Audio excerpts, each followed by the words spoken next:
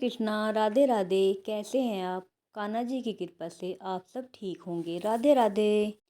कल हमने कार्तिक मास का छठे अध्याय का महात्म्य सुना था। आज हम कार्तिक मास के 7वें अध्याय को शुरू करते हैं। नारद जी बोले कि हे राजन, अब कार्तिक मास का व्रत करने वालों के नियम सुनिए। मैं संक्षेप में कहता हूँ। जो व्यक्ति कार्तिक मास का व्रत करता हो वह सब तरह से आमिष, उड़द, मधु, राई, खटाई तथा मदकारी वस्तुओं का भक्षण न करे। वह व्रत करने वाला दूसरे का अन्न न ग्रहण करे, किसी से देश न करे तथा तीर्थ के अतिरिक्त विदेश न जाए। देवता, वेद, ब्राह्मण, गुरु, गौ, व्रती, नारी, राजा तथा गुरुजनों की निंदा न करे। कार्तिक मास का व्रत करने वाला दाल, तिल, तेल, पकवान, क्रिया किया हुआ पका भोजन न ग्रहण करे। निंदा, भावना, कटु वचन का त्याग करें। किसी भी जीव का मांस, चूना, जंबीरी, नींबू, मसूर, बासी तथा झूठे अन्न का परित्याग करें। बकरी, गाय तथा भैंस के दूध के अतिरिक्त किसी अन्य पशु का दूध आमिष समझे। ब्राह्मण द्वारा क्रय किए हुए सभी रस, गुड़ आदि, सांबर, नमक आदि का परित्याग करें।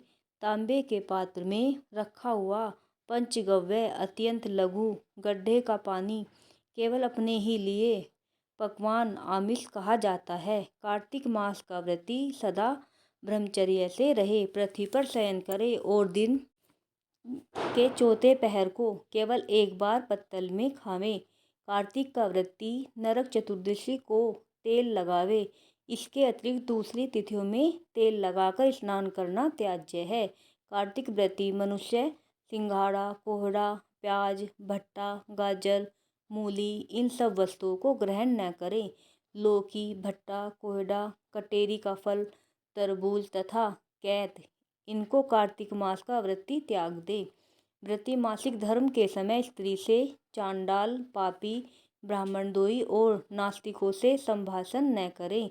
उपयुक्त मनुष्यों, कुत्तों तथा कौवों द्वारा दृष्टि पका भोजन, सूतक के समय का पका भोजन, 2 बार पकाया हुआ जला अन्न न खावे। अपनी शक्ति के अनुसार चंद्रायण आदि व्रत विष्णु भगवान की प्रसन्नता के हेतु करे और पूर्व वर्णित नियमों का पालन करें। कार्तिक व्रत करने वाला प्राणी प्रतिपदा को कुम्हड़ा, द्वितीया को कटहल, तृतीया को तरुणी स्त्री, चतुर्थी को मूली, पंचमी को बेल, षष्ठी को तरबूज, सप्तमी को आंवला, अष्टमी को नारियल, दशमी को लौकी, एकादशी को परवल, द्वादशी को बेर, त्रयोदशी को भट्टा, चतुर्दशी को गाजर तथा पूर्णिमा को साग ये वस्तुएं तथोयुक्त तिथियों में न खाए और रविवार को आंवले का भक्षण न करें। व्रती इन शाकों में से या वर्जित शाकों में से कोई शाक खाना चाहे तो ब्राह्मण को देकर खावें। यही विधान माघ मास के व्रत के लिए भी है। देव उठानी एकादशी से पूर्वोक्त विधानुसार नृत्य, जागरण, गायन, वादन आदि करें। इस प्रकार विधिवत व्रत करने वाले व्रती को देखकर यम के दूत जैसे सिंह की गर्जना से हाथी भाग जाते हैं, उसी तरह वहाँ से भाग जाते हैं। यह कार्तिक व्रत सब व्रतों में श्रेष्ठ है।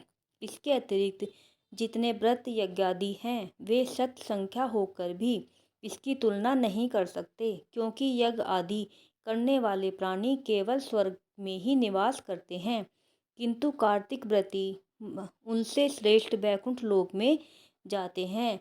इस जगत में भुक्ति मुक्ति दाता जितने भी पुण्य क्षेत्र हैं वे सब कार्तिक व्रती के शरीर में निवास करते हैं। खराब सपने, मनसा, वाचा और कर्मणा किसी प्रकार का भी पाप हो वह सब कार्तिक व्रत करने वाले प्राणी को देखते ही नष्ट हो जाते हैं।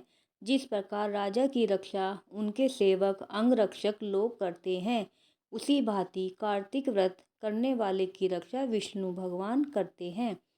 इंद्रादि देवता भी करते हैं।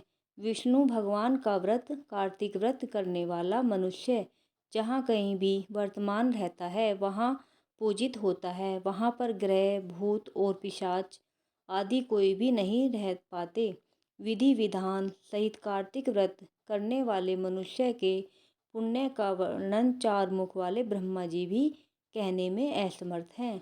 यह विष्णु कार्तिक व्रत संपूर्ण पापों का नाश करने वाला, पुत्र पौत्र धन तथा धान्य को उन्नति करने वाला यह कार्तिक व्रत जो मनुष्य करता है उसको तीर्थ में जाने या तीर्थ की सेवा करने से क्या उद्देश्य है, उसको सब पुण्यफल कार्तिक व्रत से ही प्राप्त हो जाते हैं। राधे राधे।